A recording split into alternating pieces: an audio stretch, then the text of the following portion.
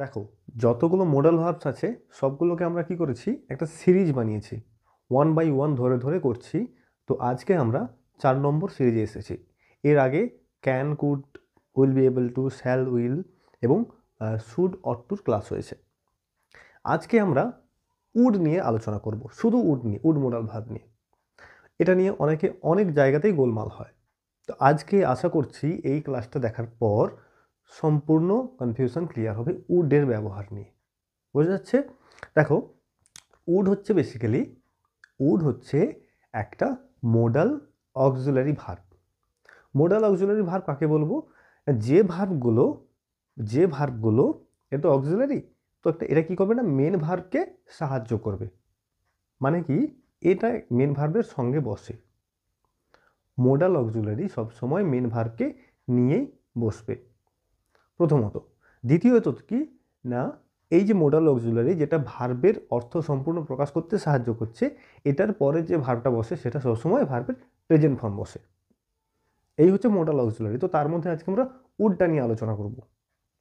উডের কয়েকটা ব্যবহার লক্ষ্য করলে দেখা যাবে কি যে, তাহলে আমরা উডটা ভালো করে বুঝতে পারবো। দেখো, উড কি না, বেসিক্যালি আগে ধরো অতীতকালে কোনো একটা কাজ অতীতকালে আমরা করতাম। কেমন করে করতাম? মাঝে মাঝে করতাম।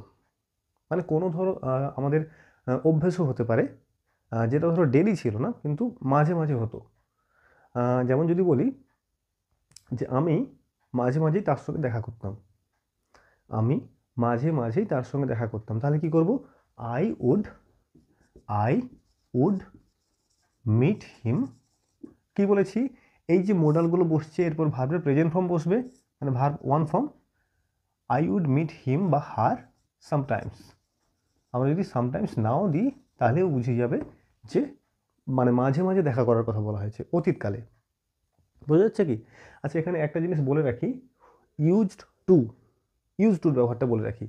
অতীতে ধরো কোনো কাজটা প্রত্যেক দিন হতো, মানে পাস্টে যেমন যদি বলি যে ধরো দাদু প্রত্যেক দিন সন্ধ্যাবেলা রামায়ণ পড়তেন, দাদু প্রত্যেক দিন সন্ধ্যাবেলা রামায়ণ পড়তেন, মানে সেখানে কাজটা ডেলি হয়েছে, এরকম মাঝে মাঝে নয় যে একদিন হয়েছে তারপর বন্ধ তারপর আবার হচ্ছে, এরকম নয়। যখন ডেলি হবে অতীতে তখন ইউজ টু ব্যবহার করব। Grandfather use to read the Ramayana every evening, সেটা ইউজ টু হবে। এখানে উড কি বুঝলাম, যে পাস্টের কোনো কাজ যখন মাঝে মাঝে হতো এরকম বা গ্যাপ রেখে রেখে হতো বোঝাবে, তখন উড ব্যবহার করব। ক্লিয়ার হলো প্রথম ব্যবহারটা। সেকেন্ড ব্যবহার দেখো, এটা আমরা ন্যারেশন চেঞ্জে ব্যবহার করি, বিশেষ করে উইলের পাস্ট ফর্ম হিসাবে উড ব্যবহার করা হয়। উইলের পাস্ট ফর্ম বলতে কেমন হয়? যেমন কি ধরো অতীতে তুমি বলেছিলে যে আমি বলেছিলাম যে সে আমার সঙ্গে যাবে, আমি বলেছিলাম যে সে আমার সঙ্গে যাবে। দেখো সেন্টেন্সটা লক্ষ্য করো, কেয়ারফুলি দেখো, ক্লিয়ার হয়ে যাবে, উড সম্পর্কে সমস্ত কিছু ক্লিয়ার হবে। হি সেড, সে বলেছিল কি, ধরো বলল যে Ram will go with me. সে বলেছিল কি যে Ram will go with me, Ram আমার সঙ্গে যাবে।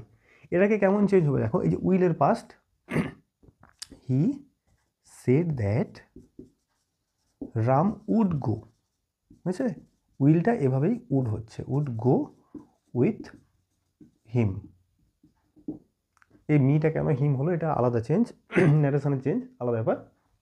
এই যে উইলটা ছিল সেটা উড হয়ে গেল, বুঝেছে? এভাবে আমরা তোমার এই উইলের পাস্ট ফর্ম হিসেবে উডকে ব্যবহার করি। বোঝা যাচ্ছে? মানে একটা জিনিস এখানে মনে রাখতে হবে, যখন আমরা কোনো কিছু কথা বলছি বা পরীক্ষাতে লিখছি, কি যখনই কোনো কিছু লিখছি, হয়তো তুমি কোনো প্যারাগ্রাফ এসে লিখছো, সেখানে সেন্টেন্সে যদি প্রথম ভার্বটা আমাদের পাস্ট থাকে এবং পরে যদি শ্যাল বা উইল থাকে, শ্যাল থাকলে শুড করতে হবে, উইল থাকলে উড করতে হবে। মনে রাখতেই হবে যে যদি একটা সেন্টেন্সে প্রথম ভার্ব এরকম পাস্ট থাকে, পরে যদি শ্যাল উইল থাকে, তো শুড এবং উডে চেঞ্জ হয়।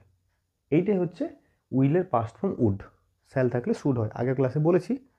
তো এরকম করে সেকেন্ড ইউজটা আমরা দেখলাম। কি দেখলাম? প্রথমটা দেখলাম যে পাস্ট ওয়ার্ক মাঝে মাঝে হলে, সেকেন্ড কি দেখলাম যে পাস্ট উইলের পাস্ট ফর্ম হিসেবে ব্যবহার করা হয়, হয়েছে। থার্ড কি দেখবো, এটা দেখো, এটা আমরা প্রায় ব্যবহার করি। Third, would like to, I would like to talk to her. Would like to, এবার লাইক টুর সঙ্গে একটা ভার্ব বসে, টু বসেছে, ভার্বের প্রথম ফর্ম বসবে। যেমন কি, I would like to help her, I would like to go there, he would like to play cricket, you would like to, you would like to, তুমি পছন্দ করো। লাইক টু মানে হচ্ছে পছন্দ করা বা চাওয়া, হ্যাঁ, চাওয়া অর্থে ব্যবহার করা হয়, চাওয়া অর্থে। Like to, would like to mainly, would like to. You would like to meet her, ধরো তুমি কারোর সঙ্গে দেখা করতে চাইছো, বলো you would like to meet her, you would like to watch this with great care, watch this, তুমি এটা পছন্দ করতে চাও বা দেখতে চাও, সাক্ষাৎ করতে চাও। এভাবে উড প্লাস লাইক টু ব্যবহার করা হয়, বোঝা যাচ্ছে। উড প্লাস লাইক টু মানে I would like to help the poor man, I would like to carry the heavy bags, বোঝা যাচ্ছে তো। উড লাইক টু দিয়ে ব্যবহার করা হয় উড। যেটা ফোর্থ ব্যবহার আছে সেটা কি, কন্ডিশনাল সেন্টেন্সে ব্যবহার হয়। এবার দেখো, কন্ডিশনাল সেন্টেন্স বলতে কি, শর্ত বোঝায় যেগুলো, মানে আমি যদি এটা হতাম তাহলে এটা করতে পারতাম, আমি যদি প্রধানমন্ত্রী হতাম তো সমস্ত গরিবদের সাহায্য করতাম, বুঝছে। If I were the prime minister, I এর পরে এখানে ওয়ার বসে, যখন কন্ডিশনাল সেন্টেন্স করব ক্লিয়ার হয়ে যাবে। তো এখন উদাহরণটা দেখো just, if I were the prime minister I would help all the poor বা দ্য পোর। কন্ডিশনাল সেন্টেন্স কি বললাম, ইফ দিয়ে হবে I were, if I were a bird, আমি যদি একটা পাখি হতাম আমি কি করতাম, I would fly away, I would fly, আমি উড়তাম বা উড়ে উড়ে চলে যেতাম, ফ্লাই অ্যাওয়ে, বুঝছে। উড ফ্লাই, এই উড মোডাল, তো ভার্বের প্রেজেন্ট ফর্ম বসছে সবসময় এরকম। কন্ডিশনাল সেন্টেন্স কি, আর এক্সাম্পল দেখো যে আমি যদি সেখানে থাকতাম আমি তাকে সাহায্য করতাম, if I were there I would help him. উডের ব্যবহার বোঝা যাচ্ছে। আচ্ছা ধরো, যদি তুমি ভালো খেলতে, if you played well you would win the match, এরকম করে চেঞ্জ হয়। এই হচ্ছে মোটামুটি কন্ডিশনাল সেন্টেন্সের চেঞ্জ, হয়েছে। উড সম্পর্কে দেখো, যদি কিছু কোশ্চেন থাকে তোমরা বলো, আচ্ছা কমেন্টে এসে বলো, হয়েছে। দেখো, যা কিছু শিখলাম তা যদি একটা সামারাইজ হিসাবে দেখা যায়, কি দেখবো, যে উড হচ্ছে একটা মোডাল ভার্ব, যার পরে এ যখনই বসে এরপরে ভার্বের প্রেজেন্ট ফর্ম নিয়ে বসে, হয়েছে। কোথায় কোথায় বসে দেখলাম, যে পাস্টে কোনো কাজ করা হতো, মাঝে মাঝে হতো, এরকম সেন্সে বসছে। উইলের পাস্ট ফর্ম হিসেবে বসছে, ন্যারেশন চেঞ্জে দেখতে পাবো। থার্ড কি, would like to, I would like to go there, I would like to see the dance, see the programme, would like to. Fourth দেখলাম কন্ডিশনাল সেন্টেন্সে। এই হচ্ছে আমাদের উডের ব্যবহার, বুঝছে, বোঝা যাচ্ছে তো। দেখো, যদি বোঝা যাচ্ছে তো প্লিজ কমেন্টে এসে বলে যাও, লিখে যাও যে হ্যাঁ মোটামুটি বোঝা যাচ্ছে। তো আর এটা অনেকটাই ইন্সপায়ার করে আমাকে যে পরেরটা আরও মানে ফ্লুয়েন্টলি সব কিছু করার, অ্যাকমপ্লিশ করার। তো প্লিজ এসে বলে যাও, লিখে যাও কিছু। তো থ্যাংক ইউ সো মাচ। আর শিখতে থাকো, যদি ভাল লেগে থাকে তো শেয়ার করো, এবং শিখতে থাকো, প্র্যাকটিস করো, মোদ্দা কথা প্র্যাকটিস করো, বুঝছে।